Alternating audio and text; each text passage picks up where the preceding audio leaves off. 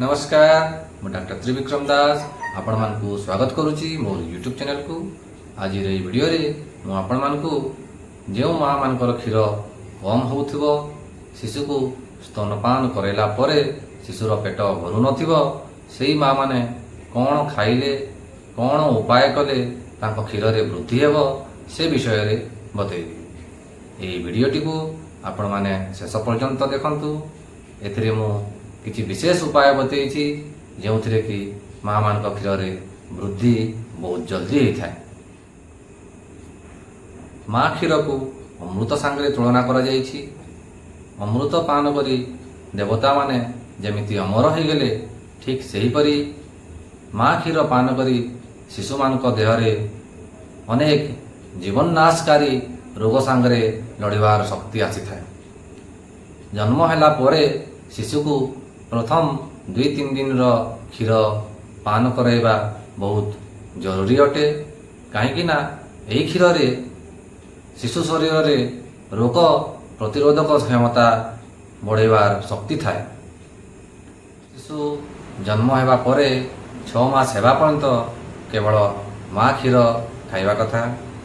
माँ क्षीर जदि शिशु को कम होउची शिशुर पेट भरुनी ताहले माँ माने विभिन्न उपाय अवलंबन करने कथा जो तांकर क्षीर रे वृद्धि हेब।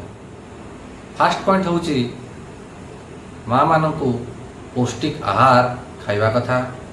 यदि आहार ठीक न हेब ताहले क्षीर मध्य ठीक से हेब नाही। तेणुकरी माँ माने पौष्टिक आहार ठीक अमाउंट रे खाइबा जरूरी। सेकेंड पॉइंट होची पानी पीवा। दिन को अति कम रे 10 रु 12 ग्लास पर्यंत पानी पीवा कथा। यदि आपण मान शरीर में जड़ियांश कम थिबो ताहले क्षीरर सृष्टि मध्य कम हबो। तेणुकरी सफिशिएंट परिमाण रे पानी पियंतु जो क्षीर मध्य ठीक हेबो। थर्ड पॉइंट होची माँ माने सब बड़े खुशी रे रहिबा कथा। निज शिशु सांगरे खेलिबा कथा, शिशु सांगरे अटैचमेंट रहिबा कथा, शिशु को जत्न नेबा कथा, जहा द्वारा माँ माने सब बड़े खुशी रे रहिबे। यदि माँ माने चिंताग्रस्त रहिबे ताहले तांको क्षीर कमी जीवो।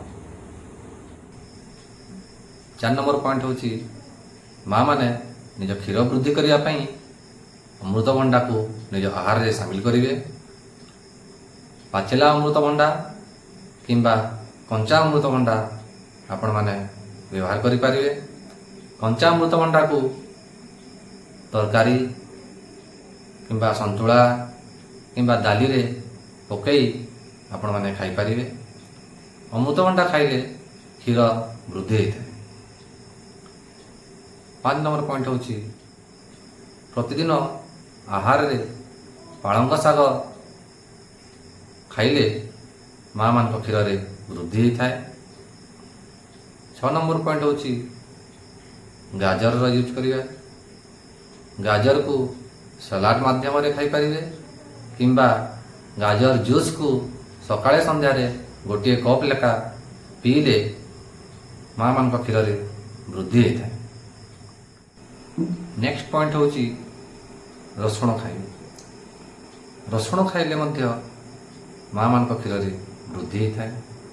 रसुण को आपण कंचा खाई पारिबे किंबा तेल रे भाजिकी मध्य रसुण को खाई पारिबे।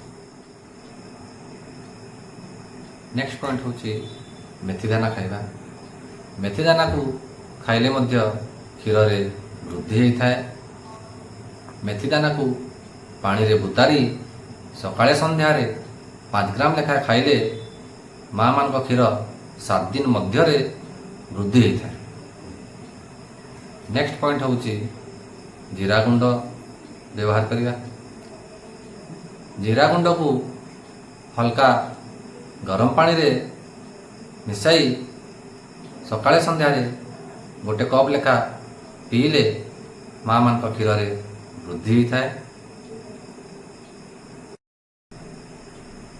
नेक्स्ट पॉइंट होची पानमोहरी खाइबा। पानमोहरी खाइले मध्य माँ मान क्षीर वृद्धि होता है। पानमोहरी को आपण मैंने सकाळे संध्यारे खाद्य खाई सारा पर मुखवास हिसाब से व्यवहार करें। नहेले 10 ग्राम पानमोहरी को हेमदस्तारे कुटी दे गुंड करदे।